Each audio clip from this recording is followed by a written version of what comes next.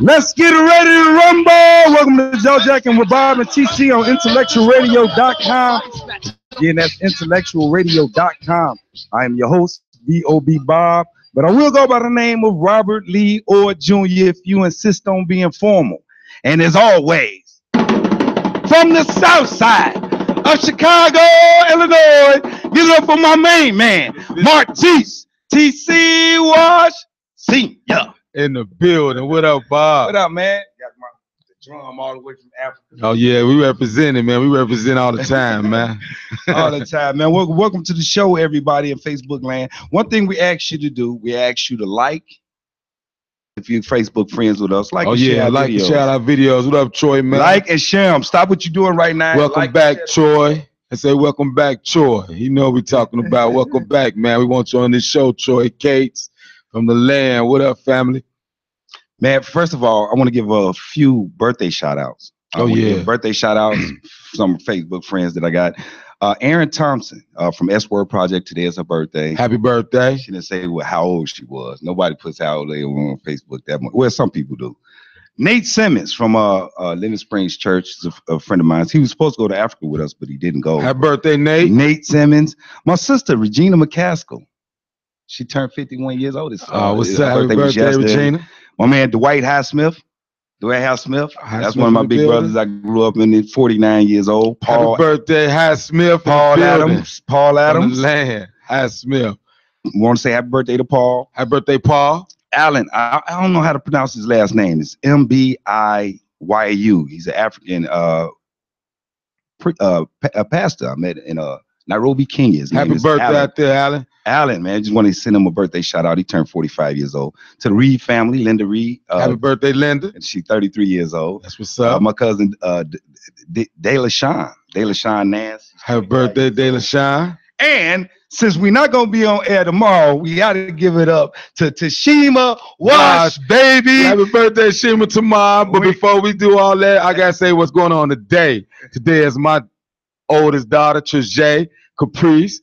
JJ, what's up? We kicked it a little bit. We're going to kick you on our lead here after this show. My baby, 23 years old. Happy birthday, JJ. But for sure, tomorrow, my sister.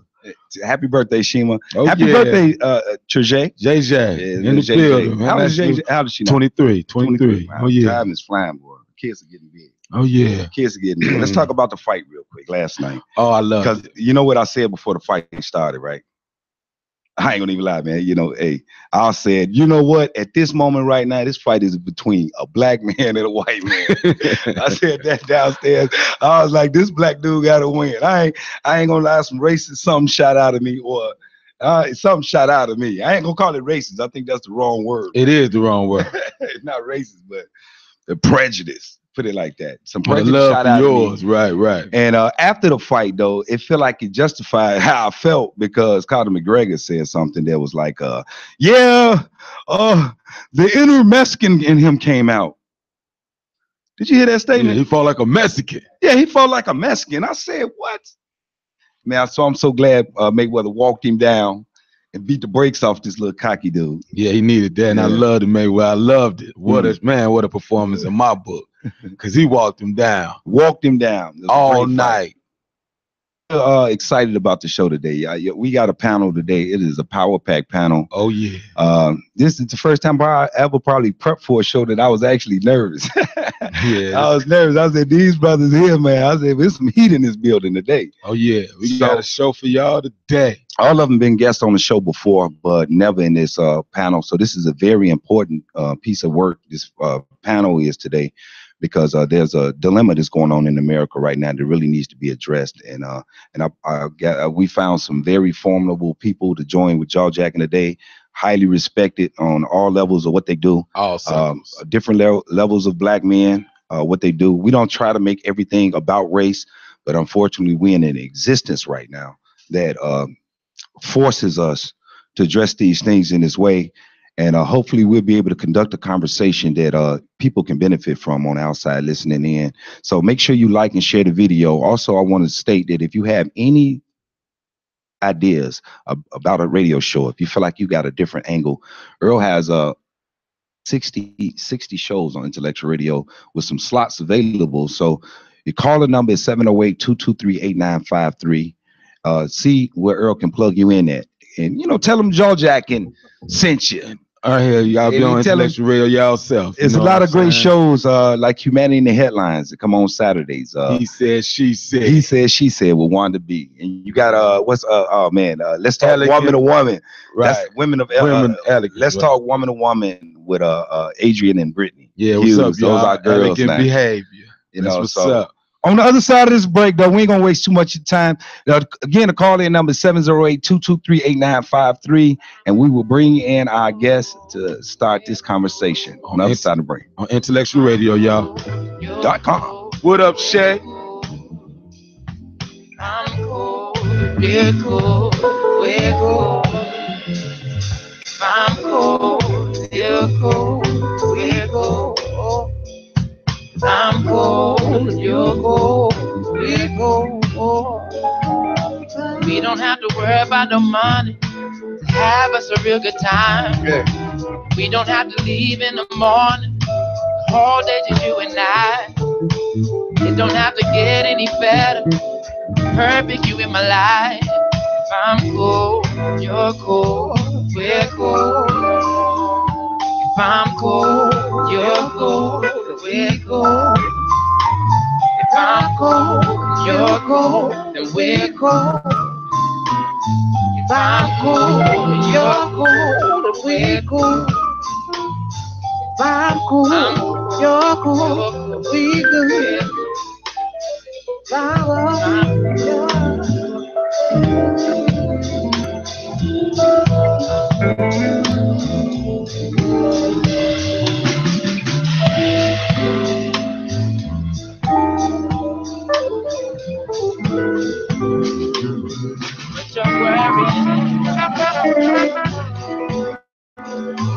But you're worrying now. With your crying legs, we can conquer the world. Oh, yeah, yeah. We can conquer the world. We can conquer the world. Yeah. We can go. Let it be, whatever it is, whatever it is, let it be, let it be, whatever it is, whatever it is, let it be, let it be, whatever it is.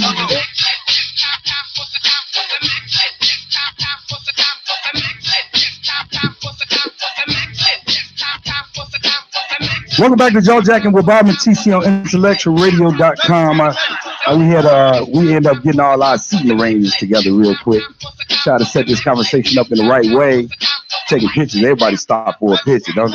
I ain't supposed to stop for no picture, but everybody stop for a picture. But anyway, I want to introduce our guests for this panel discussion that we have today. First of all, we have Mr. Arthur himself, Mr. Jason Perry. Jason Perry. What's up, y'all? Man, let's give it up from New Era, Chicago. The man with the best waves in the building, Mr. Eric Mobley. And our newfound conscious brother that has been inspiring me and TC to get our research up. Let's give it up for Terrence. Hey, Wash in the building. K Guns in the building. K Guns in the building. What's going on, fellas? How y'all doing, man? I have a complaint. Go. What's the complaint? I got a complaint already. What's the complaint, man? You said he got the best waves in the building. Yeah. I don't know. Yeah, man. Hey, man. He easily beat you. He easily beat you. Hey, first of all, I want y'all to go in order with y'all sitting. I want y'all to describe pretty much the work you do. The work you do. You're Arthur. You could talk about some of the books you wrote. And you start with you, and then we'll go down the line. Okay. Jason Perry, and you know what? I do a lot of different things, but the primary focus of my work right now is with men and fathers, and men, fathers, and millennials. That's really what my passion is, and how do we help men heal broken past so they can live powerfully in the present. And we got a lot of issues within our community, and I believe a lot of them can be solved if the brothers get themselves together. And that's kind of what I want to help do. So that's kind of what the focus of my work is right now. Okay, you have a what you call advance, Gatekeepers Advance. Yeah, the Gatekeeper Advance is just a mini retreat, 4-hour retreat that I do with men, again, to challenge them to become gatekeepers of themselves, their families, and their communities. And so just a short little retreat that I'm organizing, done some here in south suburbs and around the country. Got one coming up in Tampa, September 23rd, I think it is, September 23rd, 24th. And but yeah, it's just a challenge for men to stand in our place, do what we're supposed to do in terms of ourselves, our families, and our communities. E. Mobley, what's good? What's good, bro? How you feeling? I appreciate you coming out, man. Oh man, it's always a pleasure to be here, bro. Yeah. Always glad to come out and rock with y'all. As you said, I'm a member of New Era Chicago. We're a pro-Black community organization. Our goal is to transform Black communities into something beneficial for Black people. Basically, what we do is we demonstrate what we call Black love and Black unity and Black power. We have a number of programs where they're members of the organization, and we try to show Black people what it is that we can do when we come together. Basically, feeding people, clothing people, doing community patrols, that type of thing. That's pretty much it. Y'all do a lot of community patrols. I've been seeing those along, and that's extraordinary. Describe that community patrol real quick so people can get a grasp. It's just a program where members of the organization and just members from the community, we come out and we are walking these blocks, engaging with people and sparking the idea that these communities are your responsibility and you can get out here and do this. You know what I'm saying? Not acting like the police. We're not out making citizens arrest. It's just getting to know your community, basically. You know what I'm saying? And the community, when they see us doing it, they love it. You know what I'm saying? They understand what it's about. They know what it's for. And it's just something that is absolutely necessary if we're going to come out of our condition, for us to take our situation in our own hands and get to the work, period. How is your organization funded? Donations, the members, myself.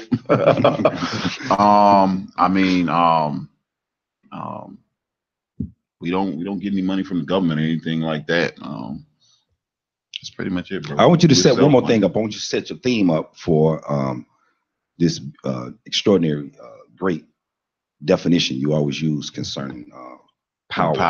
I want you to describe that, so that could be a theme. So when you reference it later, people will really know what you're talking about. So when I first, started really taking a good look at our situation, Black people's, I understood that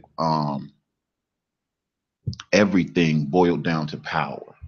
Everything. Every situation that we face boils down to power. We've been sold a bag of goods, as far as I'm concerned, is talking about rights, what we have a right to, trying to get people to treat us right. You know what I'm saying? And I'm like, no, this game is about power. And to me, power is the ability to respond, the ability to protect and provide for, the ability to deliver a consequence. You know what I'm saying? And in my opinion, nothing else matters. Nothing.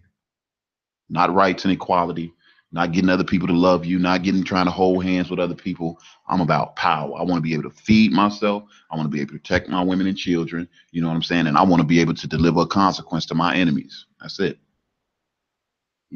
Terrence Wash, Mr. New Consciousness. Hey, guns in the building. I want you to describe, first of all, the concept, if you can, of Pan-Africanism, just off of kind of what sparked the consciousness in our circle, within our circle. So describe that and describe, Well, Pan-Africanism to me, because, it's all about self. So I to relate to other people who say they Pan-African, but it's about just loving yourself, one people, one God, one understanding, and being pro African, man. And I don't even want to say black. I like to use the term African. I'm pro-African. I mean African everything. That means if I had to choose between anything else other than my immediate family, it's my people next. Race first. You know, so that's what it is. In every category possible in life. That's what it is. This is really going to be a good conversation to me. But from this point on, I'm going to throw out different questions or scenarios or whatever throughout, and anybody can jump in anytime they want to, where they see fit, throw their opinion in. But I want to start with the word morality and the spiritual morality, or the conflict that's beginning to brew within the Black community about sort of the need of the challenge of Black Christianity. Okay, because there's a growing number of people that don't feel as though Christianity thing that we should rely on for our morality. Now, I've heard a lot of stuff from Dr. Umar Johnson as far as Christianity make people into fools, and and I know Eric, I know you experienced some of the stuff like that as far as gathering your people, gathering people together out in city streets, and we've all had these opinions and voiced them. So I just want to, first of all, I want to social and economic improvements make the church appeal less relevant. Black millennials are experiencing economic and social benefits that previous generations only dreamed about. As a result, a need for faith in their lives may not have the same pull as it did in the past. Feeling judged and being told to check their generational habits at the door does not necessarily create a want for religion in life right now today. So I want y'all to, anybody got any points on that?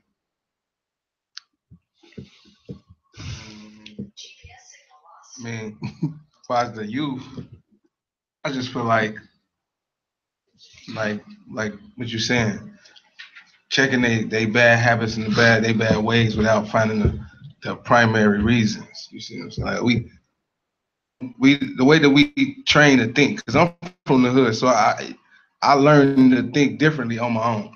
But the way I was trained to think, I don't think about primary nothing. I think about right now, right? What's in my face, what's affecting me that I can see. So it's just bringing light to things that cause these problems, not just pointing at the problem. And that's something that Umar Johnson promote, and most Pan-African people promote that. Okay, morality, morals. I like to think that I'm a moral person. I think the Black community has to understand that every single issue that we face as a people, whether it's morality, a lack of any type of drive, whether it's education, whether it's feeding clothes, can be solved by our unity. Our unity. What do we unify around? The most inherent thing about us, our skin, our Black skin. Race first. I agree. As far as when it comes to you said something about economic growth and development makes religion. What was it? Not almost feeling irrelevant because they're feeling like, hey, they get more opportunities now with the way the structure is set up than they had back then. So you don't have to rely on the moral code. I don't agree with that. Nothing will be successful without some morals, without some structure, without some standards. The thing about it is, I think to a large degree, religion, period, a lot of times the beliefs and whatnot, they hinder us from working in a manner that benefits us. You know what I'm saying? So if to a large degree, Black people have been taught to pray about it. And in my opinion, there has not been enough feet put to those prayers. You know what I'm saying? There's not been enough action. We want to pray about and pray that we'll have safe communities, pray that we have proper education. But you know what I'm saying? I just believe that God helps those that helps themselves. You waiting on God and God is waiting on you. You know what I'm saying? Me personally, that's my personal belief. As far as the morality, I hope I'm understanding your question correctly, but I don't think that there's like a need to just disconnect ourselves from morality, from being moral. You know what I'm saying? I guess the concept was, you know, experiencing economic and social benefits that previous generations only dreamed about. So social and economic benefits that, you know, these generations are experiencing now, that almost kill the need for the way, you know, we shall overcome, that feeling the way it used to be in that regard. But that's what it's intended to do. Mm-hmm. You know, I mean, it's you got to know yourself. I'm about knowing yourself. You need to know yourself. So when technology and economics, that is not about you. That's about somebody making some money. So then all that stuff is doing is distracting you. It's just stuff to take your attention away. I mean, like far as economics, if you eat different, if you change your perceptions, then what you want to buy, just by the way you change how you think. Mm-hmm. So economics is based off who raising those people and them picking up what they should be eating, what they should be buying, what's nice, what's not nice, why they should buy it, them caring about what somebody else think versus if they just want it, the benefits of it and all that. Mm-hmm. That's how I look at it, you know, because I'm not really for economics, but I understand the need because, you know, just like I'm not for a lot of stuff, but I have no power. You see, and my people not together where we can have power. So I have to then, you know, submit to, you know, but I have the knowledge knowing what's going on. So I can actually fight. Other people don't even know what's going on. So we got to get out of economics. When you promote economics, you're still promoting money. You're still promoting the dudes in the hood that want the rims and the cars and the jewelry. You know, you think that's what economics promote, or you think that's what people prioritize? I mean, it ain't about you saying prioritize, but then you got influence. You see, you got all those other things that add up that you got to add in. So some could be good for somebody, but if somebody else comes past with something that's attractive, now they want that thing to look good, not what's good for them. So then that's why your environment affects you. You see, if all you seeing is Benzes, now you want one.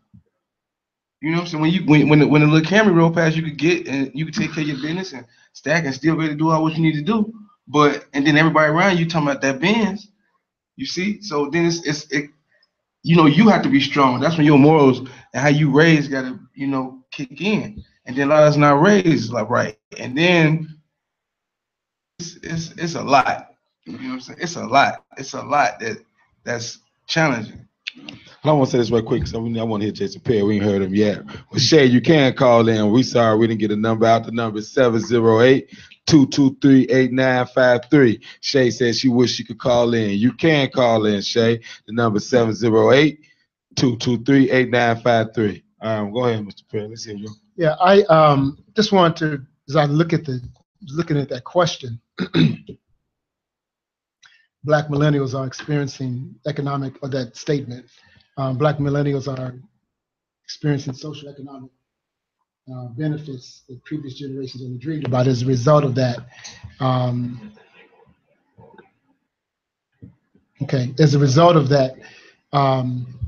it makes religion appear to be unnecessary.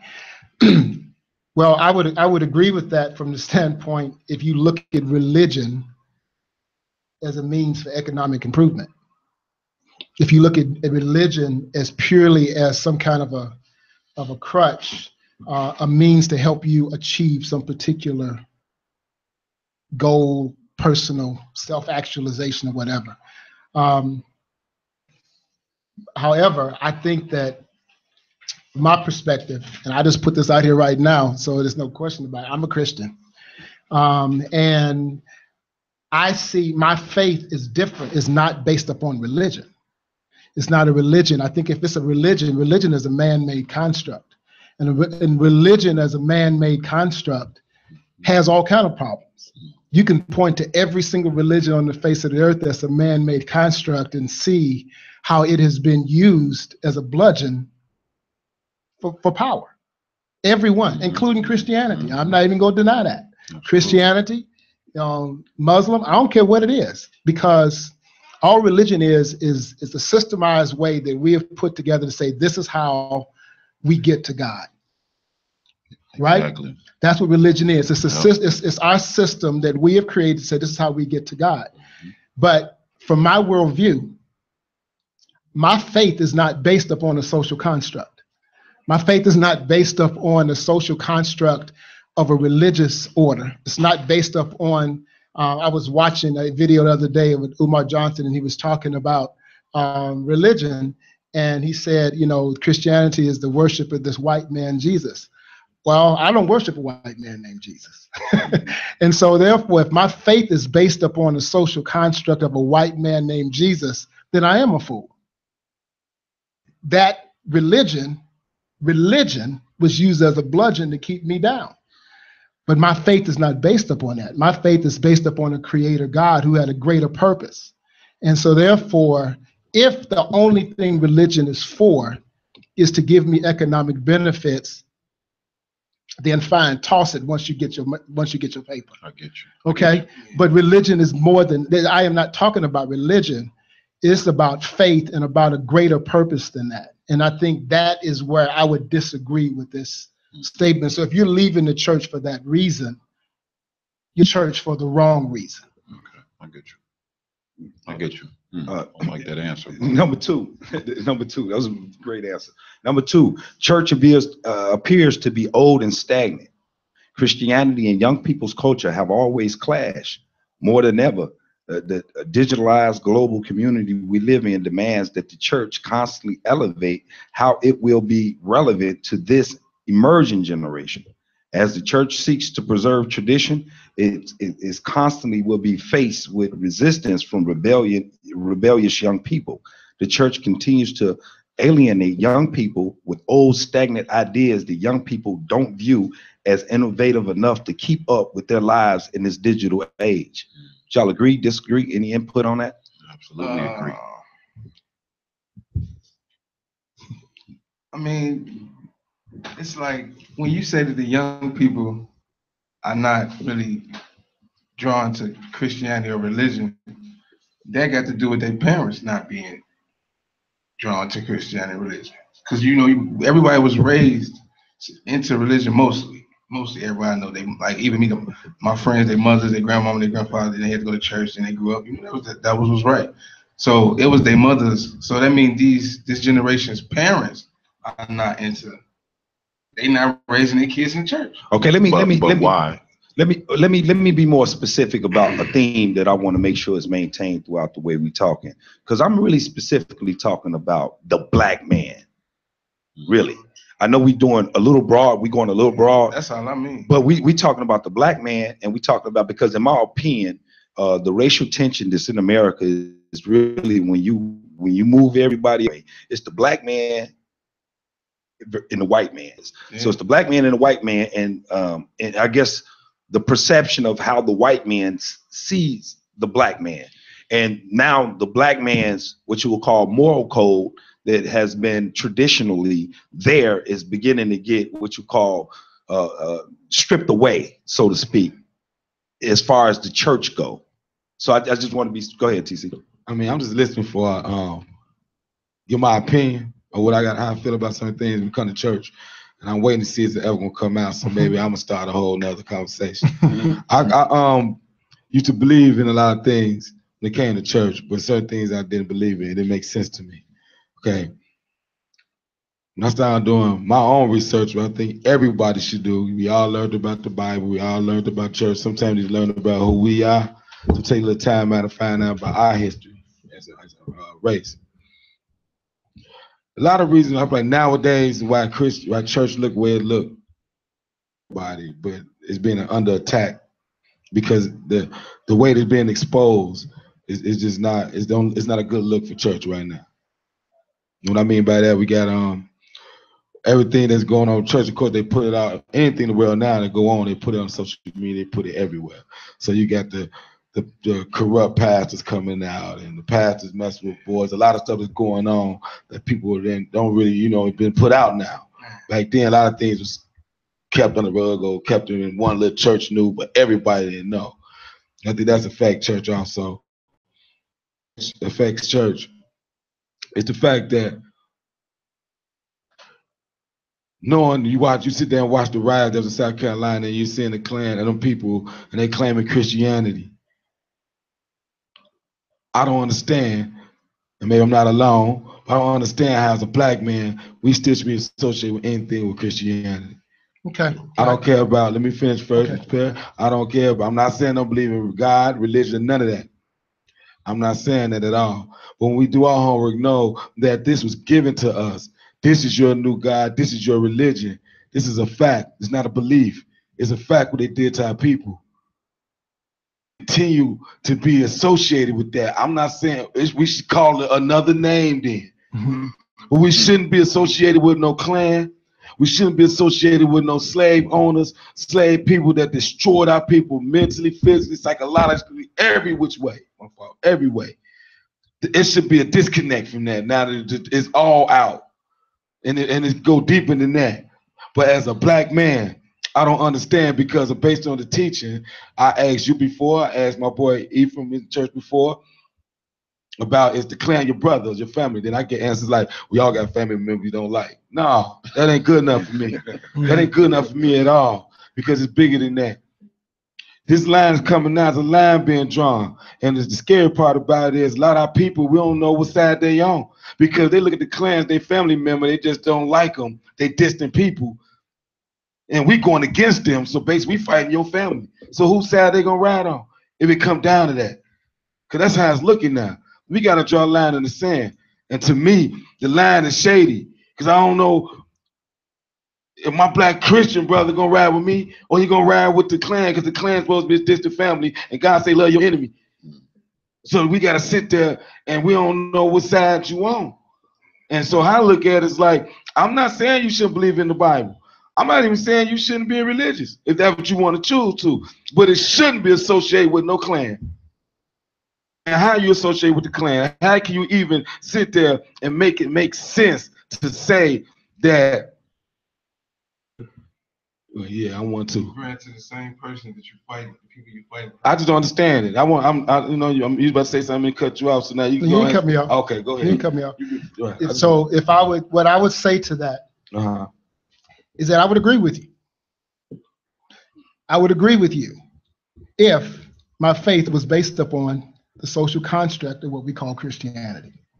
I would agree with you, but it's not. And so therefore, what I look at it this way. I remember, if I can tell a quick story, as by way of illustration. Yeah, 2 hours, man. Okay. So a few years ago, several years ago, I'm driving downtown Chicago. At this time, it was me and my wife. We were driving downtown Chicago, and I saw this brother on the street, right? And it's a young brother, and he was standing around, looking around. It's right there by McCormick Place. He's looking around, and I could tell he didn't know where he was. I could tell. I just looked at him, and I ain't never done this before. I'd never done it before. Never done it again. Stopped and just picked up a guy off the street. I didn't know.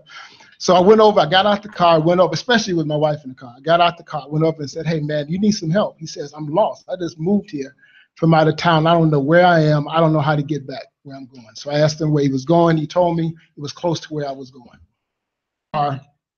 We driving down King Drive, and I asked him, I said, so we started talking about religion, started talking about faith and things like that. So he said to me, well, I'm a Muslim. I said, all right, cool. I said, why'd you become a Muslim? And he said, because of all of the stuff you just said. What he said to me, he says, I became a Muslim because, Christianity is the white man's religion. Christianity has been used for years to keep the black man down, that all of that. I said, I understand that. I said, so you've rejected God and your faith and Jesus and all of that. You've rejected all of that because of how used or misused Christianity. Well, he didn't reject God, though. I'm sorry, I didn't mean God. Right. He just rejected religion. He rejected religion and Christianity because of that. I said, I understand. He said, yeah, that's exactly right.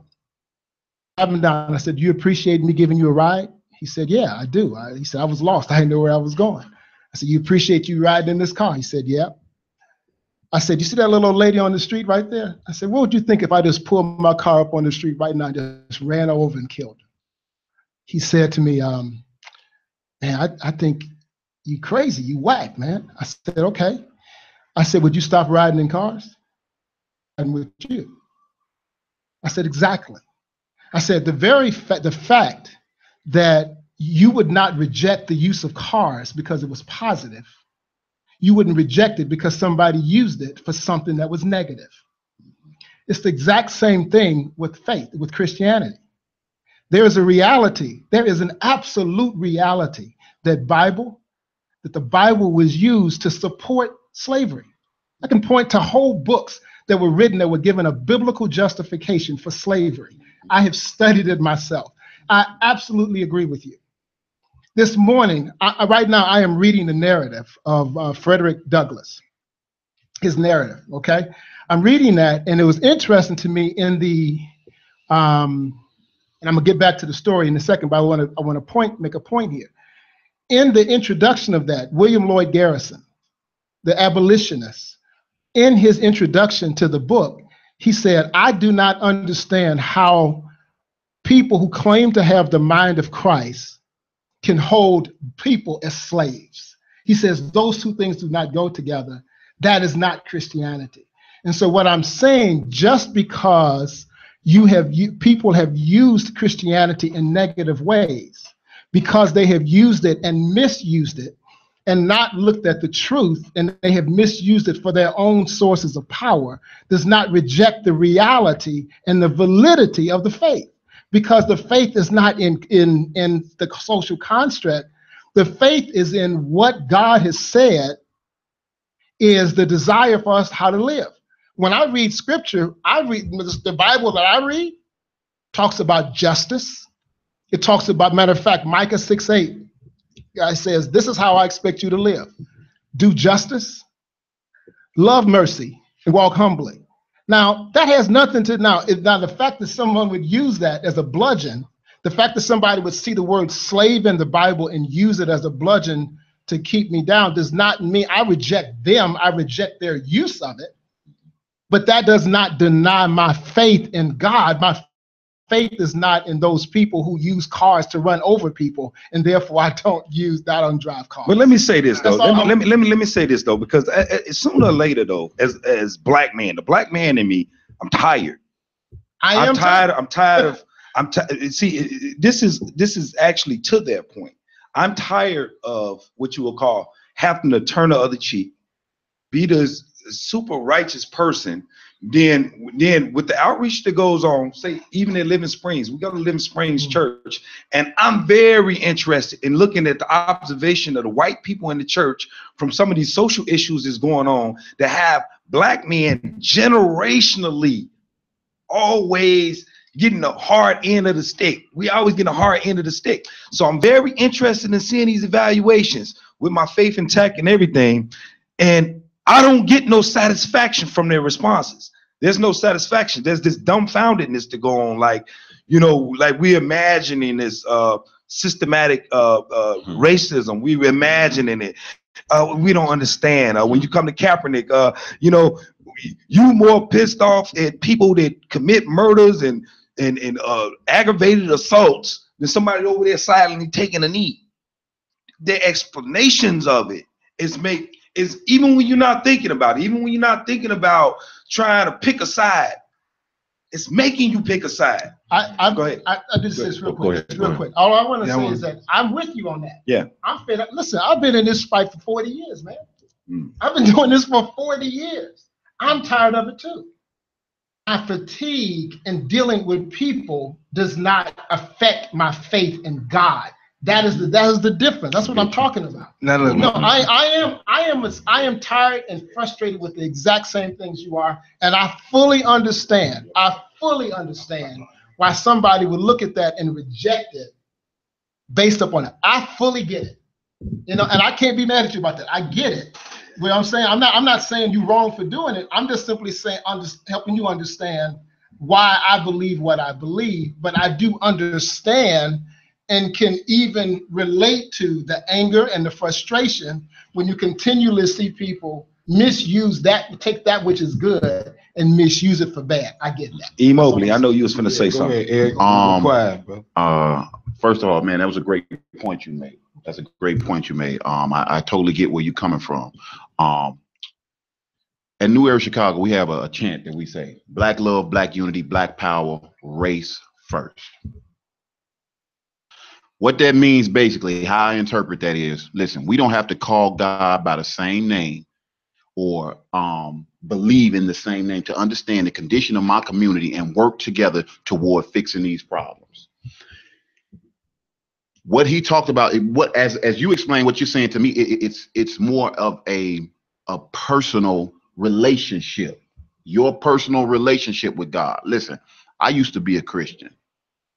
I don't consider myself a Christian no more. And I don't consider myself a Christian based off of the idea that everybody else that is not a Christian is going to hell. I don't believe that anymore. I can't believe that. But we have Christians in our organization who don't believe in God at all in our organization. The whole thing is race first, though. You know what I'm saying? I'm working toward the betterment of my people. I don't have to believe the same as you. Ultimately, what you said, these are social constructs. You know, that people, to me, religion is something that man have made, made exclusive to say that, if you don't go this way, then it's a wrap. You know what I'm saying? And as far as when it relates to Black people, I totally get how where you're coming from, where it seems like Black people are in this, they're just stuck with religion. They don't understand to move. But if you really read that Bible and you see how the children of Israel moved, they was together. They destroyed their enemies. They was all about themselves. You know what I'm saying? The God that they worship basically worshiped them too. He chose them too. And in my opinion, if we choosing anything that does not aid us, whether it's the God, the education, the police, we need to look at it, examine it, and do away with it. You know what I'm saying? I'm talking about as a group. Don't let the idea that you turn the other cheek and because I'm a Christian. But if you look at that Bible, there was times in the Bible where God told him, go destroy everybody, kill the women. And I'm not advocating that. I'm just saying, if you look at that, there were times he said, kill the women, the children, the animals. And you kind of look at that, you like, now my belief on whether or not that was God is totally irrelevant. But you can tell them people were race first. They were raised first. Listen, I don't care what you believe. I don't care, what school you go to, what fraternity you're a part of. When I'm out in the streets all the time, you know what I'm saying? And I'm talking to the young brothers. I'm not a street dude at all. I tell them, the police don't treat vice lords better than they treat GDs. How many times you been pulled over and they asked you whether you were Muslim or a Hebrew Israelite or a Moor or what? They asked for license, registration. so all of that, I put all of that to the side. Your religion is Black. Man, this is what comes first. There's nothing more inherent about me than the color of my skin. Before you chose a religion, before oftentimes we took on our parents' religion, that's what it is. Before we took on our parents' religion, we were Black. Before your sex was determined in the womb, your mother knew she was having a Black child. And so much of what is going on in the world is based upon race. I forget, there was a point that you made that I wanted to address. I think to a large degree, when you were talking about you're trying to get the perspective of your white church going, your friends. Listen, man, I got white people that I am friends with that I love to death. They know where I stand, though. They know where I stand. Like when it comes to this, they know where I stand. I'm about Black love, Black unity, Black power, and race first. But see, Black people, we have been taught so long to seek the approval. You know what I'm saying? The approval of other people. We are scared of what other people think we do for everybody else except ourselves first. Look at our communities. Look at our communities. Everybody can come in and make a buck in our communities. Everybody's safe in our communities except us. Except us.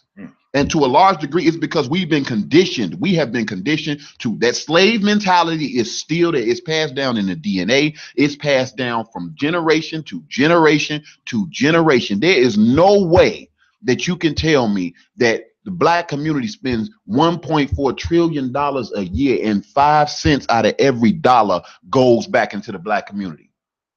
Everybody else is getting that money. As dangerous as our communities are, as dysfunctional as our communities are, because the dysfunction is founded upon our own destruction, and the religion is a part of that. The religion is a part of that, and I'm not getting on you, brother. No. Because you made excellent points. You made me kind of soften my stance just a tad. I'm like, okay, I get what he's saying. Yeah. I get what he's saying. He's a nice guy. That's all that is. He's a nice guy. That religion has definitely been used to mentally handicap us to a large degree, and in any religion. You know, in my opinion, man, anything that kind of, Come on, cough it what's out. the word? God. Anything that kind of diminishes. Yeah. Anything that diminishes that innate idea of self-preservation in you, there's something wrong with that. What is it? Self-preservation is the first law of nature. You think God didn't put that in you? The one that put that in you, the idea of self-preservation. You know what I'm saying? And a lot of times with religion, when it comes to black people, we talk to love everybody except ourselves, forgive everybody except ourselves, work with everybody except ourselves. You know what I'm saying? And that definitely that definitely has to change. And one more quick point. When you're talking about seeking, you're trying to look for the perspective of your white counterparts. Listen, there's something I say all the time. Listen, I don't care about who loves me. We don't care about who loves us because we love ourselves. That's how black people should be acting. We don't care about who loves us because we love ourselves. We're not trying to change anybody's mind. You free to believe however you want. You free to feel about calling Kaepernick's stance on the flag and whatever, however you choose to. I'm not trying to change your mind. I'm trying to change the mind of me and my people. Listen, I'm not seeking anyone's sympathy, compassion. I'm not seeking their understanding. This power. I'm not around looking for enemies, but when I come across one, I got to destroy them. Power is the ability to respond, the ability to protect and provide for, the ability to deliver consequence.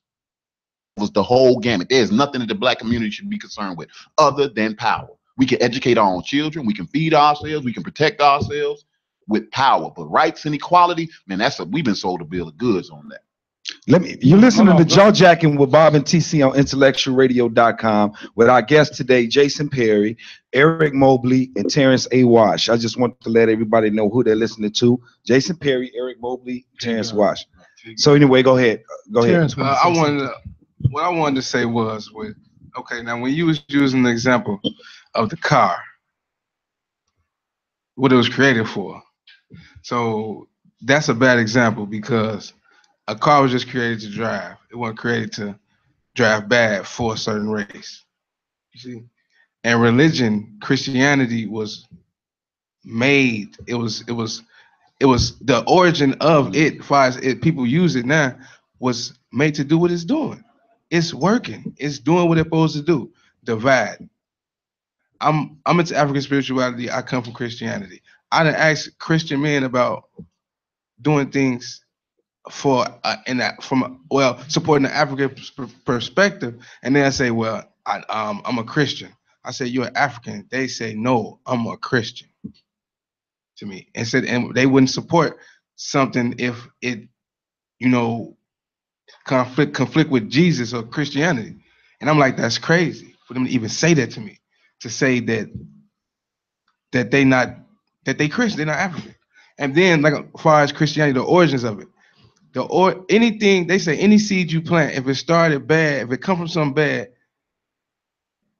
Hey, Terrence, I want you to highlight some of the research we was talking about concerning Constantine. Oh yeah, right. Yeah. Well, so to tie your point together. Yeah, that's what I'm saying. Constantine, okay, and the way Christianity is viewed in America, so to speak, and why this research is beginning to make you reject the whole concept. So, Constantine.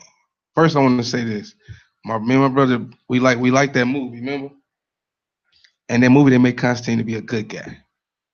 That goes to show you. It goes to show you. You see what I'm saying? The America, the agenda. They make this movie popular. popular. Keanu Reeves, one of the top actors.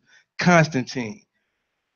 And it's all bogus. But Constantine comes from the Council of Nicaea.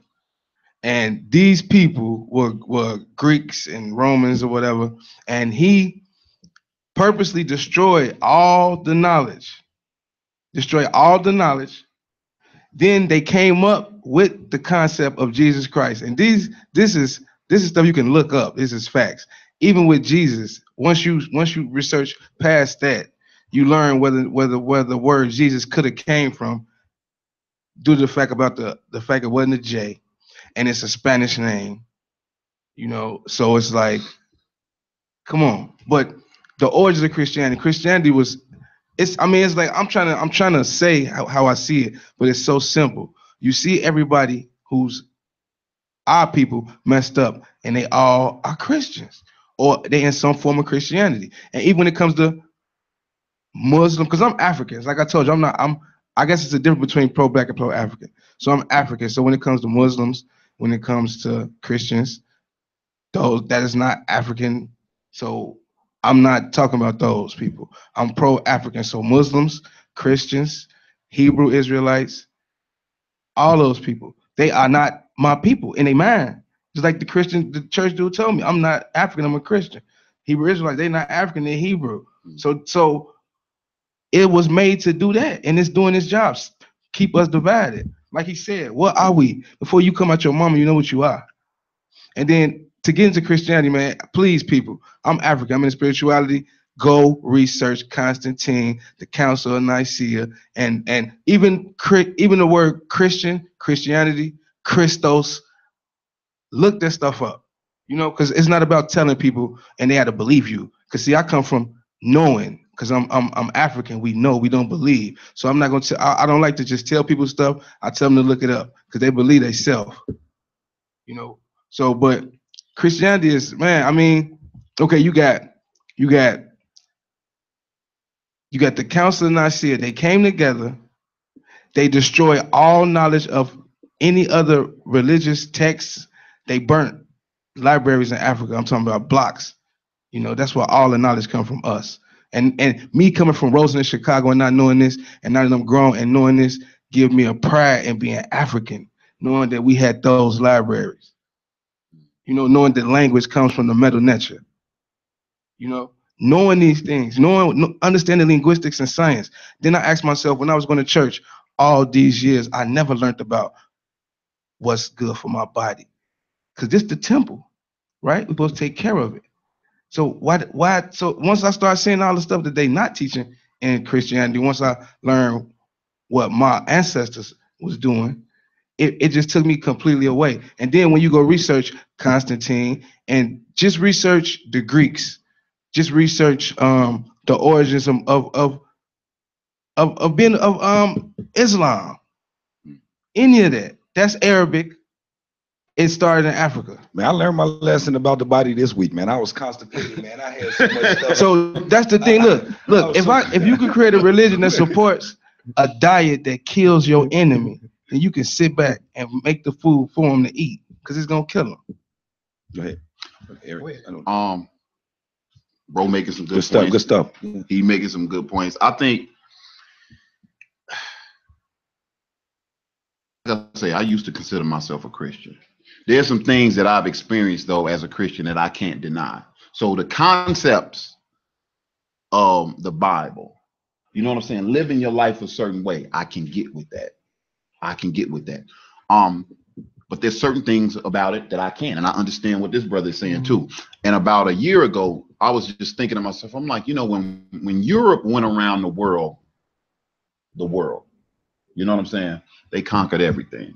They conquered every concept. They conquered every idea. They conquered people. They even conquered the idea of God. So, and I used to sit as a child, I used to say to myself, I'm like, man, because I was brought up that anybody that don't believe in Jesus Christ is going to hell. You don't believe in Jesus, you're going to hell. Whatever else you call yourself. And I used to think to myself, I'm like, man, God is throwing the rest of the world in hell. I'm like, what if I had been born over in the Middle East? I'd be praying to Allah for, and I'm like, but that was the way I was raised. You know, but you have to consider how, as I said, you know, when they went around the world, they conquered everything. Oh, I'm sorry. They conquered everything. They conquered every idea. They conquered the idea of God. I personally don't believe that anymore. There's some things about the Bible, some ideas that I just don't understand. Like, you know, the Bible takes place in the Middle East. A lot of the stories and whatnot seems to be in Africa. There were no Africans. Right. Luke, John, Matthew, Paul, in the middle of Africa. There's no Africans, there's no Arabs. You know what I'm saying? There are all these English names. And it makes you kind of consider, you like, okay, so it was written from a certain perspective. And when people, some people may say, well, you know, they may have changed some of the names, but see, a lot of people take the Bible, you know, as matter of fact. It's spoken of in a matter of fact, like this is it. This is the word of God. Yeah, this is what God told to whomever they translated and they put it down. But there are like some huge discrepancies to me, and there's some huge conflicts. And one of them is the lack of diversity, so to speak. There are no women. You know, all the disciples, where there were no women that could appreciate Jesus. You know, no women saw the wisdom of Jesus and wanted to follow him. There were no Africans. None of the disciples were African who you know, that saw Jesus and was like, you know, let me go. So was God a racist? Did God only deal with white women? And I'm not stating, I'm just trying to make a point to get people to think. You know, I used to believe in that Bible, and I was, man, listen, if you don't believe in this, you're going to hell. I don't believe that anymore. My thing is, back to my original point, I'm about black love, black unity, black power, race first. I don't care what you believe. If you're willing to work toward the betterment of black people, I'm rocking with you. But my thing is, see, the African spirituality will help an African. I mean, see, ain't that crazy? It won't. It will, because it helped me. It helped me learn how to eat better. It helped me learn to appreciate women. It helped me learn to appreciate my elders. It helped me learn that I can do all things through myself. You see what I'm saying? Through myself, because since I haven't been a Christian, I've been going through stuff, and I can say for myself that me going through stuff with this perspective or perception, the way I see things and the way I understand, or this religion. So people want to say African spirituality is religion. With this religion, then I take it, because I'm stronger through my trials and tribulations. I'm smarter. I'm healthier. Those three things that you need right there. And I learned to love my people. I come from looking at another black man and ready to kill him. Just because what you looking at? Don't even know him. He ain't did nothing to me. To now looking at him and knowing that's my brother. We all come from one, which means we all are one. We all are together. We all are the same thing. Then that's when science comes into play, learning biophotonics, learning quantum mechanics. They don't want these kids to learn these things. It helps you understand. To destroy us, they had to take our language. They had to rape us. They had to cut off our genitals. They had to put fear into our women. They had to take our books and burn them.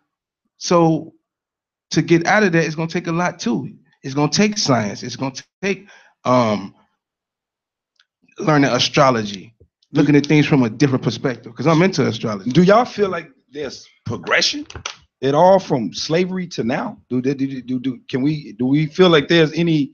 I know progression may not be enough to the bigger point of things, but I would say it's progression. Not to cut you off. Go ahead. You said it is. Listen, I was born in '83. Guess what? I know about Marcus Garvey. I listen to them talk. I listen to Frederick Douglass. I listen to so many people that they never told us about. So to say that, go ask the Garveyites it got better. Go ask these people who are not living how the world is living. They live in their own perspective, in their own world, only because they people won't leave out of that world and come with them. I believe it's a lot of organizations out here that's doing good, and black people are supporting each other, and they loving each other, and they eating healthy and everything. But since the majority of people that we know are in religions where that's not going on, we saying it's no success, it's no benefit. It is, but people not in tune with the people who are benefiting. Like the people, the women, the people out here who 60 and 70, who healthy, who never had diabetes, high cholesterol. Those people, we don't know those people, and they can tell you how they got that, why they got that, and I guarantee you, it's an African-based idea concept, because everything comes from Africa. But so whether you know it or not, Europe is named Africa's named Europe. People don't know that. You see, everything comes from us. They took it, twisted it, and gave it back to us. And they supported things that'll keep us away from even want to learn it. Because when I talk to people about when I first became spiritual and was leaving Christianity, it was like everybody turned on me, like I was a devil. You know, they know they could call, ask me for anything, I do anything for them. But since I said I don't believe in Jesus no more, they turned to devils against me. And I did nothing. I hadn't changed no way that I live. I've always been a good person. I was raised by my brother. So I've always been a good person. Even when I made mistakes, I learned. And I had somebody there to tell me. So for them to change on me like that, just because, that's powerful for an enemy to have. To make me and my brother, say if my brother's a Christian and I decide to leave Christianity, and he say, well, you're not my brother no more. It's people that'll do that. The church people, it's people I know they are more loving and caring for their church members than their family members.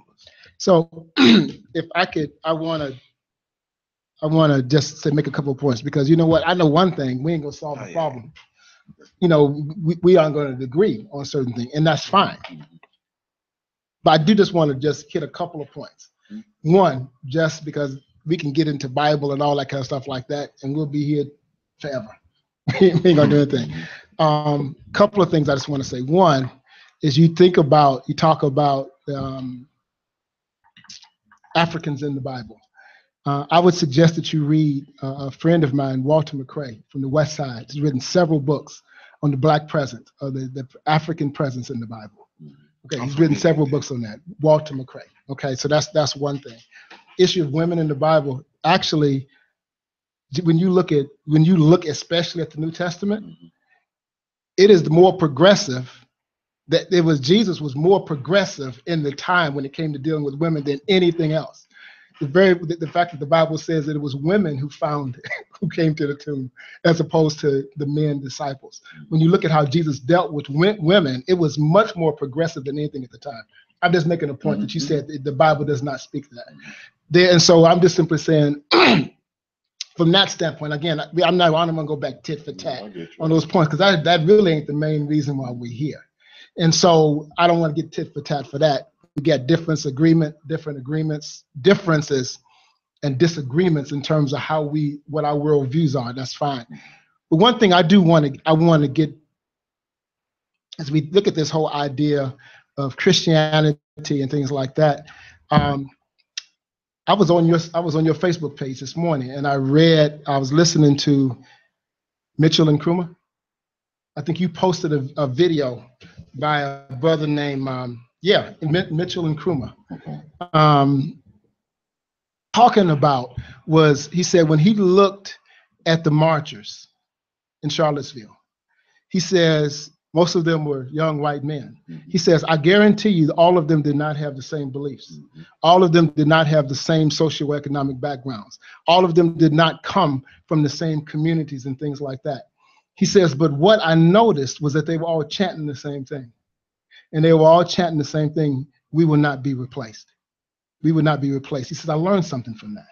And he said, what I learned from that was that there are differences. We may have differences in terms of ideologies about certain things, but what we have to find is what unifies us. What ends up happening as a people, we continue to fight each other over stuff, and as a result, it's divide and conquer. That's the way it has always been. Lion does not go into the middle of the pack. The lion runs, makes you scared, so one of you peel off, and he picks you off one by one. And so as we continue as a people, if we want to find solutions, we got to be able to say, yeah, I don't agree with you on that, but what can we agree on? And what can we do to help us? So I've spent 40 years mentoring. That's what I've given my life to. I've given my life to help. I grew up in a community where the median income was $9,000. It was 17 miles to a grocery store. You know what? It was. I didn't have an indoor toilet, running water, or heat until I was 7 years old. But we started a school in that community where our kids they're coming out of the other high school were reading on the 7th grade level. 100% of our kids went to college. 100%, and that was in a school where we didn't even charge tuition. There's things that we may disagree on, but what I'm saying is that we cannot allow those things we disagree on to keep us from the things that are important. You know what? You may want, and so you know what you believe in terms of God, Jesus, Allah, all of that. You know what? That's between you, God, Jesus, and Allah. Yep. That's between you. I don't have a heaven or a hell to put you in. I'm not the judge of that. That's what you have to decide upon. And all of us will have to give an account one day. Either we are disintegrated and it don't matter, or we stand before God and it matters. But you know what? We make that decision. We make that calculated risk, that choice about where we go. But in the meantime, right here, right now, there are things that we must do. And what I am saying, when the perspective, where we are going to disagree on, is I was thinking about this yesterday morning, because I was thinking about what are we going to, I said, I don't even know these brothers that I'm going to be talking with. I don't know what I'm stepping into. You know, they might just blast me out the water. It's like, you know what, you coon, you know, because you believe in Christianity. I didn't know what I was stepping into, but this is what I know. I know that we got the same desire to see our young people, our communities rise up and to be who we're supposed to be. We have different worldviews, but you know what? There are some things, my worldview, that has nothing to do with the fact that I know that 70% of our kids in our community are growing up without dads. I know that.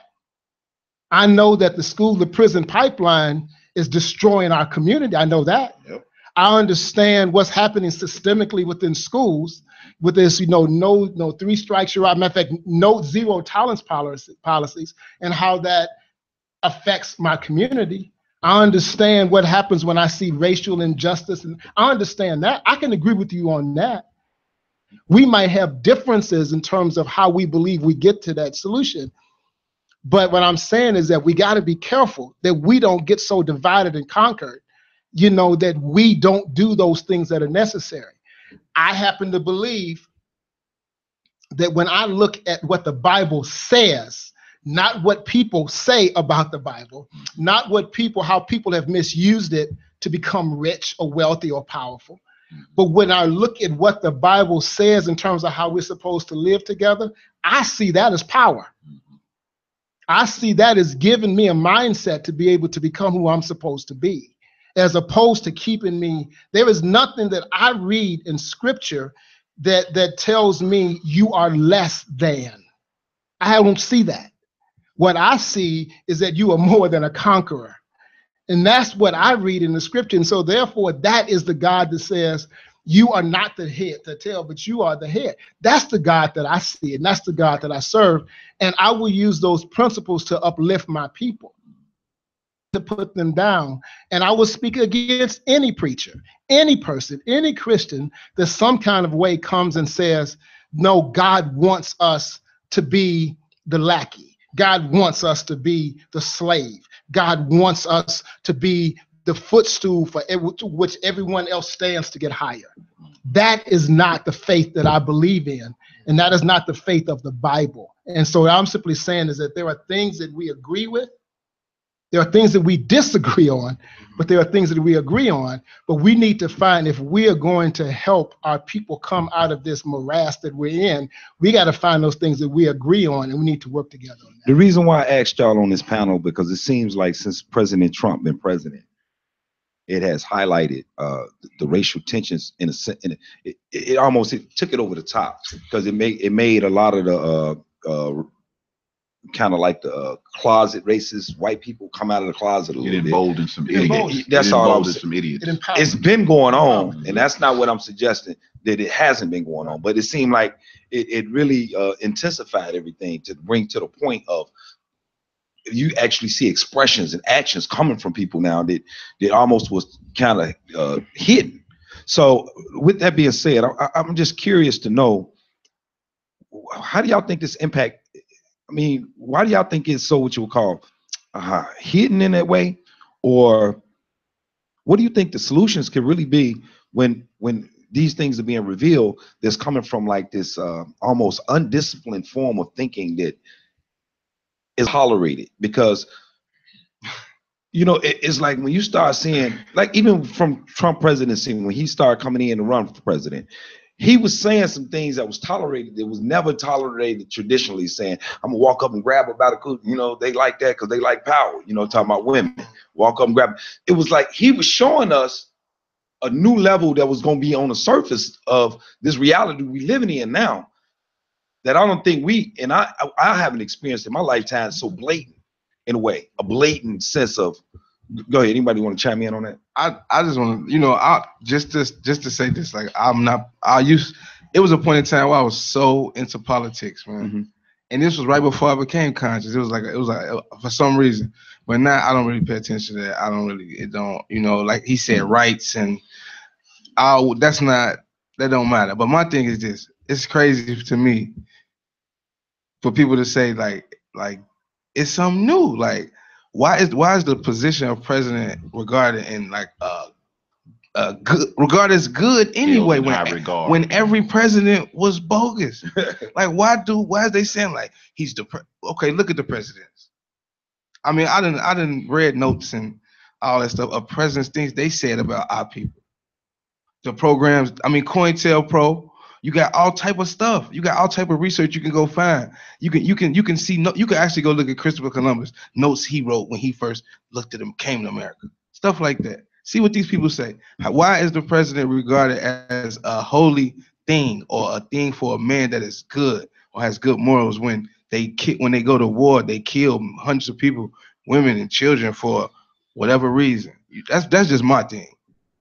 Because I mean, I try to stay out of the matrix, is what I call it, with all the politics and all the stuff that I watched all my ancestors fight through and never get no results from, and still haven't got reparation or nothing or no respect for, So it's like, why even engage in that? Well, this is just my personal thing, because like I said, I'm pro-African, and none of that is going to benefit an African. Donald Trump is not. No, it wasn't about. I think it wasn't about. It was just about. You know what I want to do? I want to switch gears a little bit on this point, because we was talking about the other day. We was talking about the letter from a Birmingham jail. I know you had sent that. I guess you was researching it or something like that. What I want to do is read a quote from that. Just a quick quote from that. It says, "You may well ask, why direct action? Why sit-ins, marches, and so forth? Isn't negotiation a better path? You are quite right in calling for negotiation. And indeed, this is the very purpose of direct action. Nonviolent direct action seeks to create such a crisis and foster such a tension that a community which has constantly refused to negotiate is forced to confront the issue. It seeks so to dramatize the issue that it can no longer be ignored. My citing the creation of tension as part of the work of the nonviolent resistor may sound rather shocking, but I must confess that I am not afraid of the word tension. I have earnestly opposed violent tension, but there's a type of constructive nonviolent tension which is necessary for growth." I just want you to elaborate on that. I think that that sounds like Eric Mobley to me. Yeah, I think that there's nothing wrong. There's some tension there, but it's nonviolent, but there's some tension there. But there's nothing wrong with tension. If you don't have tension in your brakes, you ain't stopping. There ain't nothing wrong with tension. Tension creates strength. If you don't have tension, resistance, right? Creates tension, and resistance creates strength. There is stuff we need to learn how to live intentionally. We need to create tension. And the reality of protest is to create tension. Protest is not supposed to be convenient. You don't go on strike at midnight when ain't nobody at the store. The pilots don't go on strike when nobody's flying. They go on strike on Christmas. Why? Because it creates tension. And the whole idea of protest is to bring light, to bring attention, to create tension by bringing attention to that which is unjust. That is the nature of protest. And what the letter to the Birmingham jail is dealing with, saying, stop creating tension. Let's just get along. No, I need to create tension so that we can get along. You're not doing the right thing, and you're not listening to me otherwise. The same thing. And so if we bring that in today, I hear people complaining about, like with Kaepernick. I tweeted this the other day. Everybody, and I was quoting from Doug Baldwin from the Seattle Seahawks. He said, everybody talking about him kneeling, and ain't nobody talking about injustice, and inequity. Debate. See, I think so. There should be a debate, and I think what he simply, and I hope I may have gotten myself off track, but what I'm saying is that there needs to be a tension, and we need to create tension in order to create dialogue, in order to create change, in order to create power where change can happen. I think that there's nothing wrong with us disagreeing and creating tension in order to do that. Go ahead, Eric. You was going to say something? Good point. Me personally, man, I'm so done with protesting and petitioning and anything that asks my enemy to treat me better. I'm done with that. That's dead with me. I never said please in a fight. I either won or I lost. That's it. Stop hitting me. And in my opinion, black people, I like take Colin Kaepernick's what he's doing as,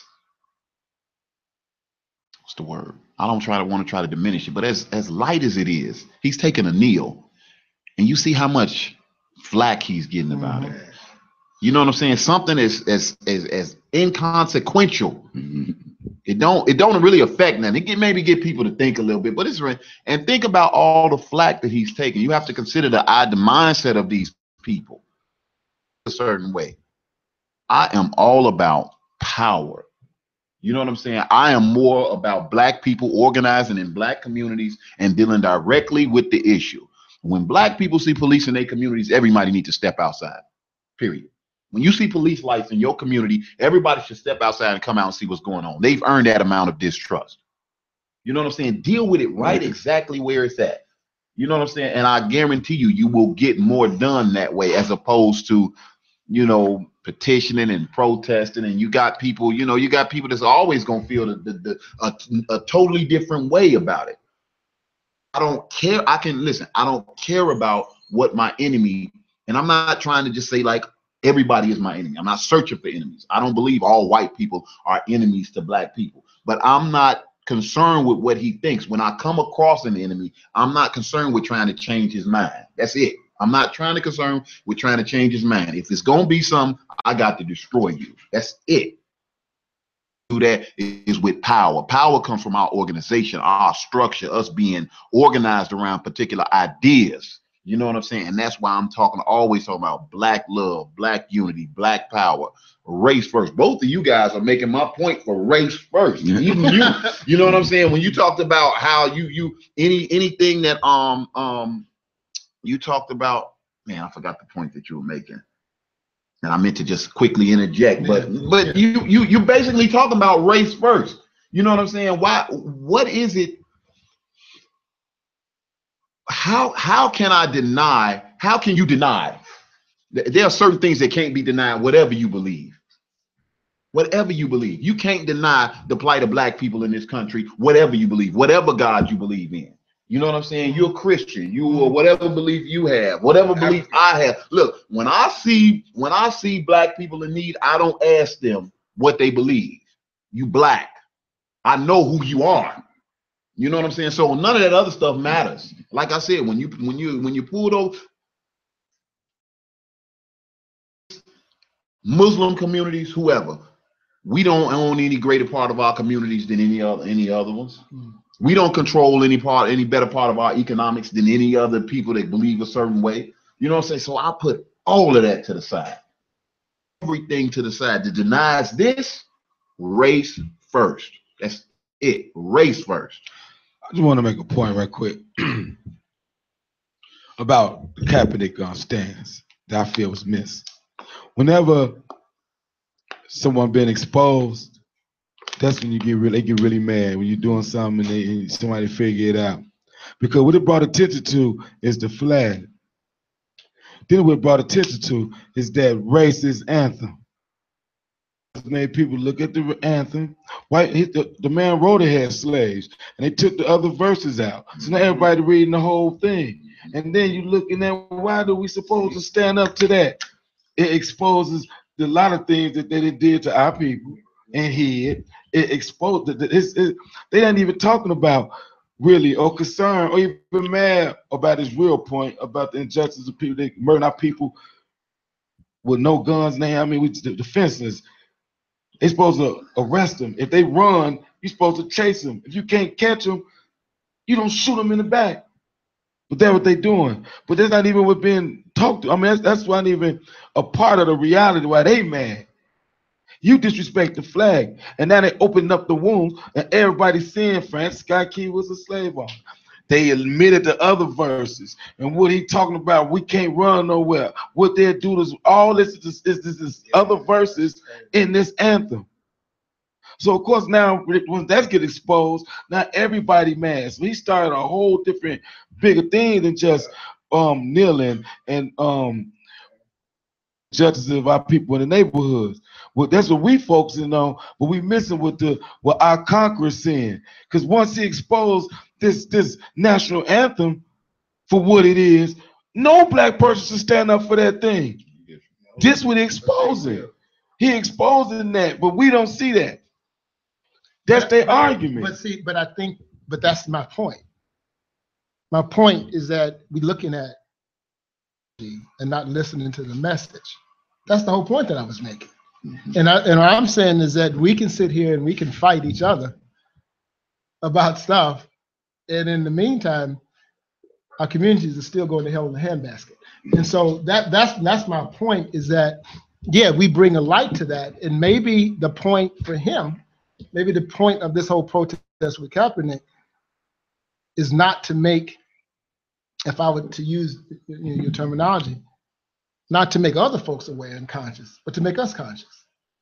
And so, the whole movement that I'm working on, I'm calling it the gatekeeper movement, is bringing men and helping men understand you need to be gatekeepers of yourself, of your family, and of your community. And so how do we do that? And to me, I think we got to move to that point. I'm tired of talking. Yeah. You know what I'm saying? I'm tired of explaining the problem. I feel like go ahead. All I'm simply saying, I'm tired of explaining the problem. What I'm saying is that what do we need to do to help ourselves, to help our community, to help any community, I don't care who you are, but I'm going to speak as a black man. I'm saying, wait a minute, how do I keep my young brothers from getting killed? I got a son. I got a 20-year-old son. I want to make sure that every time he leaves home, I'm going, man, there's a level of fear in my heart, because I'm like, I want to make sure he don't do the wrong thing. I get that. And what I'm saying is that we still have to take responsibility for ourselves. I'm 100% with you on that. We must take responsibility, which means that we have to hold each other accountable. And go ahead. Well, if we're gonna be 100, let's be real. Put the gloves on. This is my opinion again. So hey, it is what it is. Protesting either. I ain't talking about protesting. I'm just saying the point I'm making. Yeah. What I mean by that is what we need to do. Religion and things stop us from doing the people that we need with us. Because you said religion stops us. Yes, from that? It stops us. And what I mean by that, Christianity, a lot of things. What I mean by that is this: when they killed Martin Luther King for this nonviolent protest, nothing happened. And why? Because I'm not saying you, I'm just saying the majority of beliefs was, his belief was turn the other cheek, love your enemy. So no one responded. What we need to do that I don't feel nobody really want to say, because everybody worry about the politically correct thing to say. Again, this is my opinion, not nobody else on Jaw Jack or Intellectual Radio. It's all mine. I think I'm more glad for the cop that never messed with nobody in my family. Because you're not going to see me on TV with no suit on, no Bluetooth in my ear, talking about we need peace. You're not going to hear from me no more. But I will say this, it's going to be a lot of murders coming up. Yeah. I'm being real. We need, as a black people, in my opinion only, y'all, world, if you see a cop shoot a black dude right there, shoot him. And that's how I feel. That, bro, you talking about? That's how I feel. And I know it's not the right thing. No, go ahead. No, I know not the right thing if you in church or religion, because you're not supposed to kill nobody and you're not supposed to respond like that. So you're supposed to turn a cheek and pray for them and hope it don't happen to nobody else, and then take a crusade to save the next child.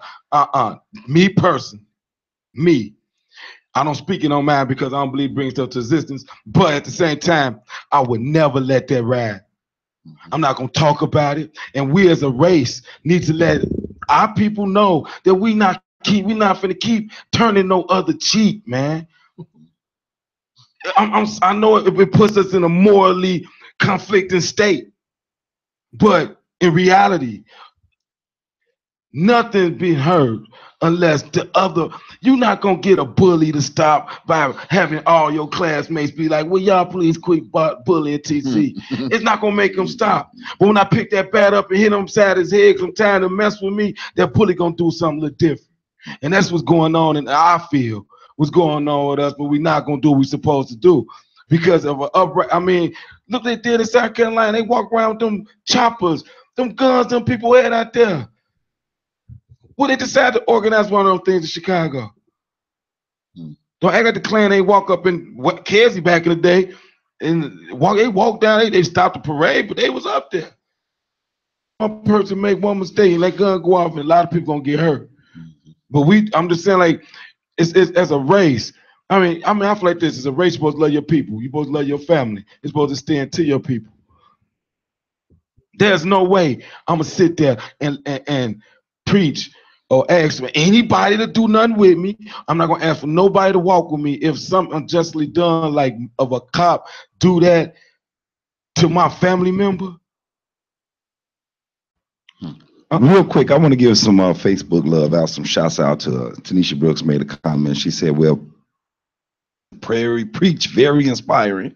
Also, Terrence Burrell, he said, speak, brother, enough about the protest. We do not get treated the same. We need to fight fire with fire. That's what Terrence said. I think that was to your point you made, Eric. But Eric, you was going to make a comment. One of y'all, bro, everything you're talking about is, I harp on dealing with your enemies from a position of power. The reason we are treated the way we are is because we do not deal with people who mean us harm from a position of power. We always get together, light candles, hold hands, sing songs. And I don't encourage stupidity, but I'm for black people organizing themselves to be able to effectively respond to people who mean us harm, period. Our communities, man, like it's amazing to me how everybody in our communities is safe to come in and do and behave however, except us. We got to watch our backs in our own communities, from the police and these, you know what I'm saying? And some of them. And a lot of that is based on a mindset. It's based on what I call black dysfunction. You know, we're fractured mentally, we're fractured physically, we're fractured along every other line. We're fractured along so many lines that people know that they can come in and do and behave however. And we got to, the way that has got to change, man, we got to unify. What do we unify around? Believe in is God, and that's no disrespect to anybody. Not who we believe in is God, not what fraternity we in, not what street organization we a part of, not political affiliation. Race first. Race first, period. Let me say this real quick. The only challenge that I have with that statement right there is because me and TC had this conversation a few months ago about our worldviews, our experiences, our different exposures. Like TC was voicing that he had never experienced, some positive I guess he always had negative experiences with some white people. It was some negative experiences he had. I'm on the flip side of that. Most of my negative experiences came from the hands of blacks. You know what I mean? I got robbed by gunpoint by black people. Me too. So, you know, some of me navigating through some of the black neighborhoods, it tarnished the way I see the race first theme. It tarnished it in my real life. So I know it's just my life. So I know it ain't every point you're making or every point to the whole concept of what we're fighting for freedom. But hey, certain situations I literally can become hesitant in because of the way I'm observing the situation unfold. Don't feel as like these black people are looking at me in that we are one way. And it's too evident in my life. Going through the city at certain blocks, a certain street, I don't even go down because predictable, sporadic nature of what could happen. You know, I know that's just common sense, but what I'm saying is, man, it has shaped my view. I got chased by gunpoint by these dudes for being in the neighborhood and I ain't look like I belong. It's certain stores I won't go in if it's, you know, 3 or 4 black dudes. I go to the whole next store, man. I get you. Because, you know, why is that? You know, because everybody don't share this concept and agreement about race first. And that's a reality. No, I'm just saying that's a reality. Trying to come together in some unified way. That's a reality, man. And that hurts. That hurts. And we don't know what to do with it because everybody's experiences got them shaped for their own self-preservation, their own greed, or whatever they doing, whatever it turned to. There's a malice in it that is costing people lives, you know. Bro, trust me, I get you. I get it. Everything that you're saying, you know, you have to reconcile those two ideas. You have to look at what's happening in your community, who's doing it, and you have to deal with this idea of being race first. Okay. I'm all the way with the movement. I'm all about my people. At the same time, I'm not gonna let nobody come up and hurt me. At the same time, you know, like if you run up on me and I have the means to defend myself, you're gonna get it. You're going to get it. At the same time, you have to be aware of the mindset. Our people are broken. They are destroyed. You know what I'm saying? They are destroyed. They've been destroyed. It took 400-500 years of this indoctrination, this mental destruction, and it's not. Our people ain't gonna come out of it without a lot of love.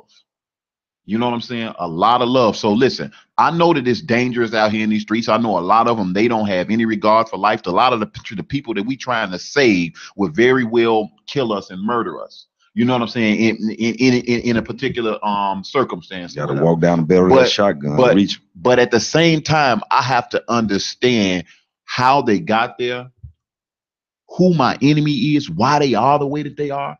You know what I'm saying? You have to take that in consideration. So I can't never just disregard. Listen, I'm not encouraging being foolish. Not being foolish, but I still understand who my enemy is. You know, there were people in that I got into it with when I was younger and whatnot that had every intention on killing me.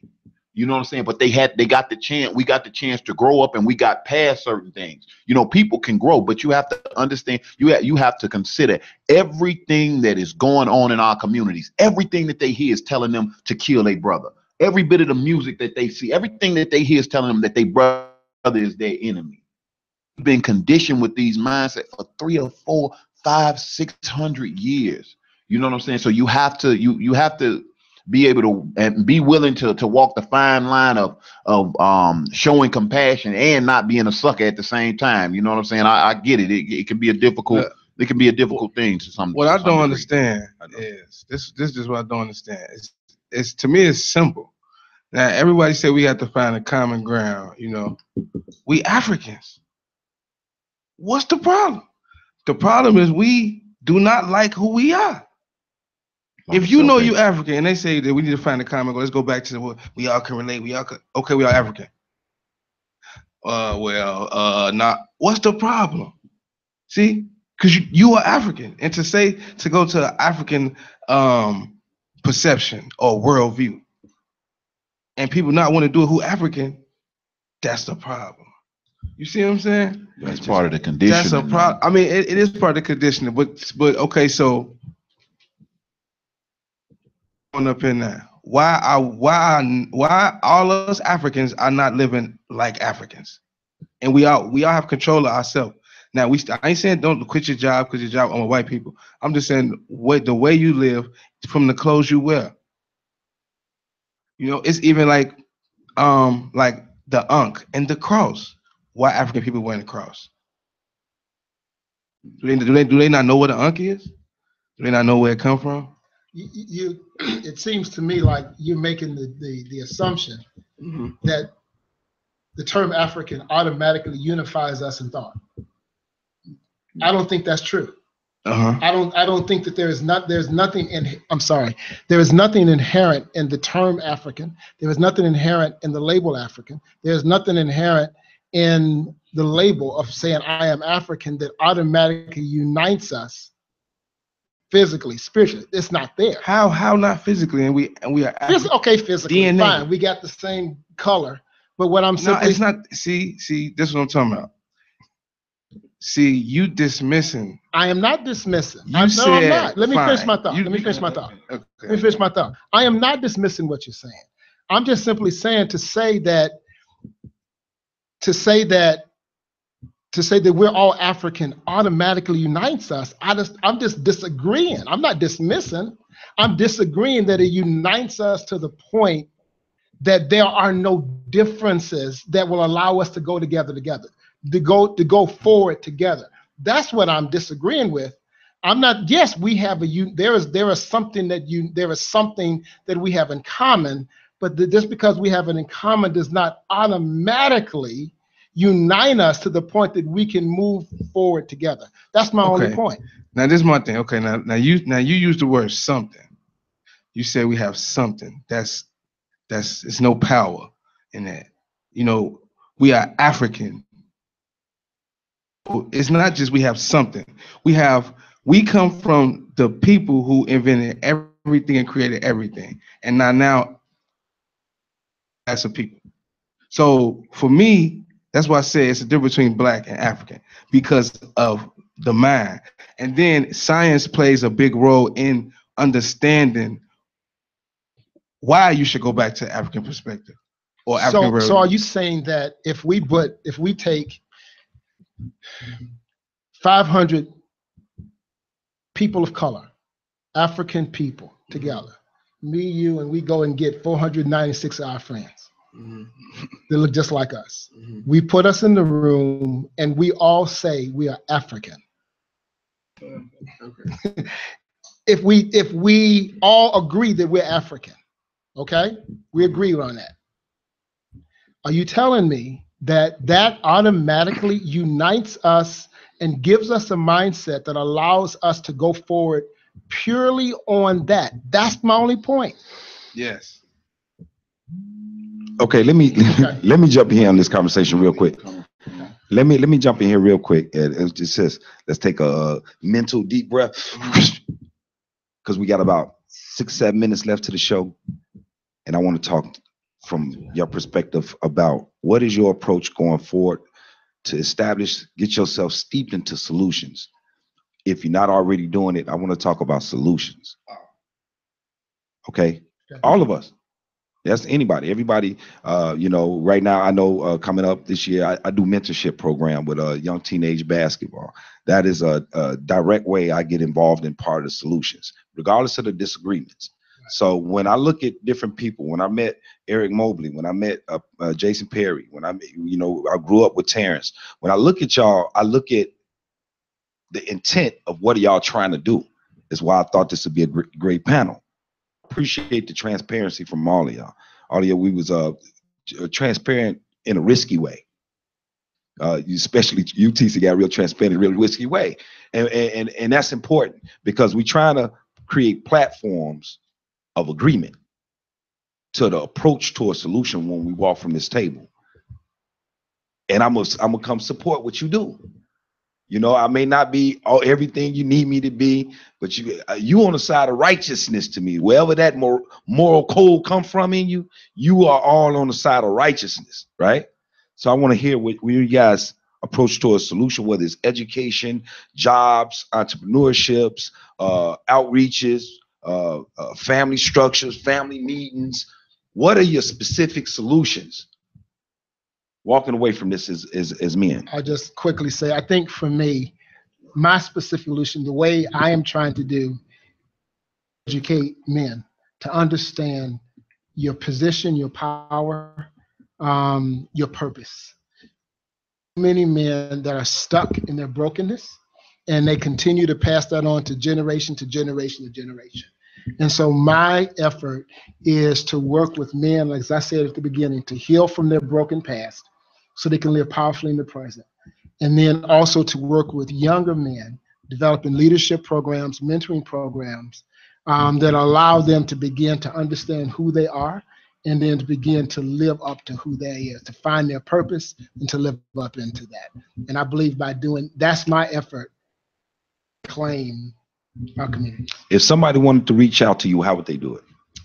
You can reach me at jperry@oaktreeleadership.com. jperry@oaktreeleadership.com. E. Mobley.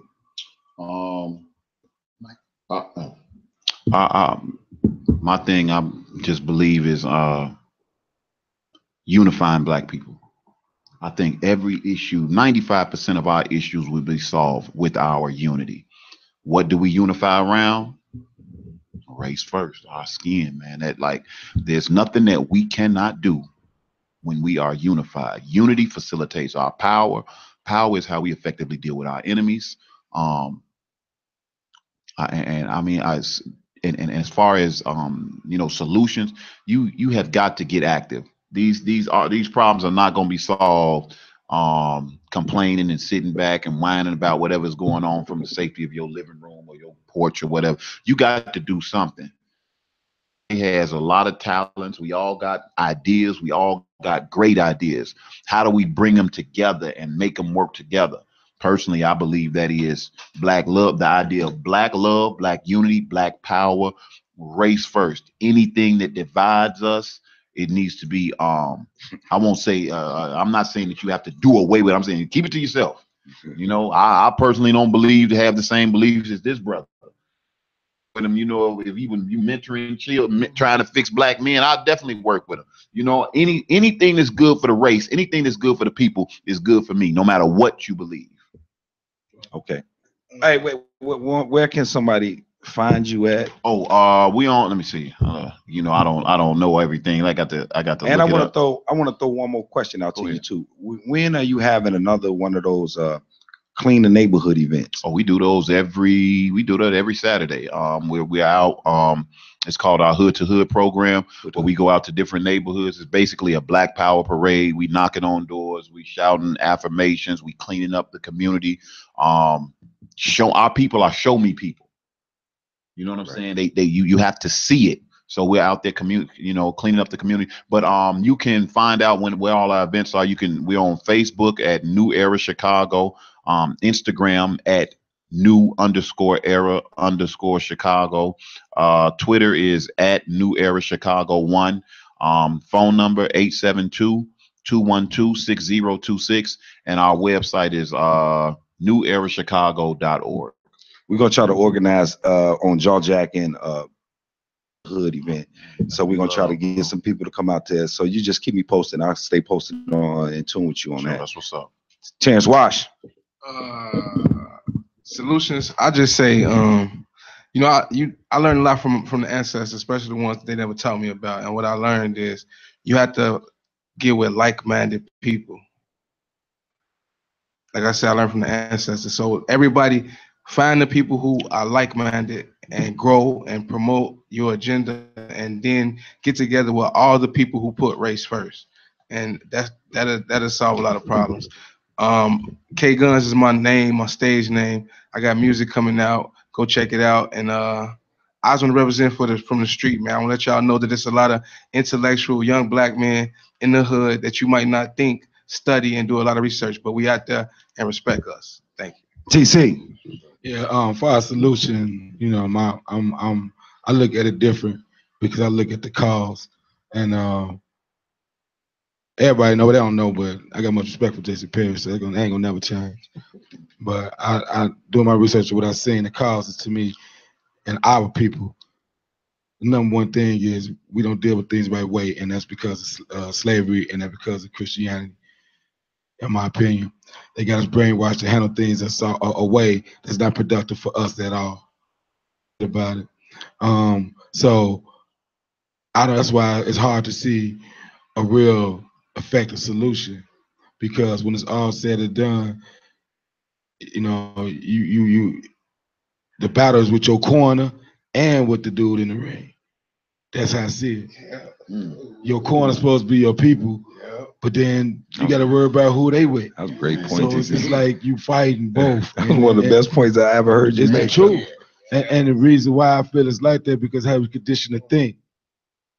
What I mean by that is every time we bring up somewhere, my brother or other people bring up Africans, all they think about is the bone and the nose thought process. All they think about them eating each other thought process. But where we coming from, and I include me because yes, my brother also opened my mind to make me see things I never understood and I got answers for. We talked about before it was conquered. Before all the slavery and the thing transpired, and then they all tribed up and didn't want to honor these people because everybody been tricked. And now I'm talking about the civilization that was formed by our people that nobody don't talk about. We had a whole civilization that's factually what we had going on before we were the white man tricked us in terms of slavery. They was all connected. If we don't go back and study that and understand what was they doing, like you said, the 10 laws, the 10 commandments. You do your homework, find a come for the 42 laws of command. You hear Jesus' Immaculate Conception. You got Haru and the Immaculate Conception. The same thing, but different names passed down. So we're not even gonna go back and see where it originally came from, that we don't care. And we don't care we are original people. It'll never get right. It'll never get right till we admit and accept it, that what we believe in is conditioned in our mind. We condition. If you first thing you do, Bob, just think about it before I go. Before you get mad, you think about that ain't the right thing to do, and it calm you down. Where that right thing to do come from? That mentality come from? That right thing to do. Yeah, church. Well, this what my thought is on that. The final thought is, Our Father which art in heaven, hallowed be thy name. Thy kingdom come, thy will be done on earth as it is in heaven. Give us this day our daily bread. Forgive us our debts as we forgive our debtors. Lead us not into temptation, but deliver us from evil. For thine is the kingdom, the power, and the glory forever. Amen. That's my thought. Amen. So, anyway, with that, thank you for listening to Jaw Jacking with Bob and TC on Intellectual Radio. Thank you to our extraordinarily patient, great panel, Jason Perry, Eric Mobley, in the building, Terrence Wash, K-Guns, in the building, and my man always, TC. You the man, Bob. Catch you next week. Intellectual Radio.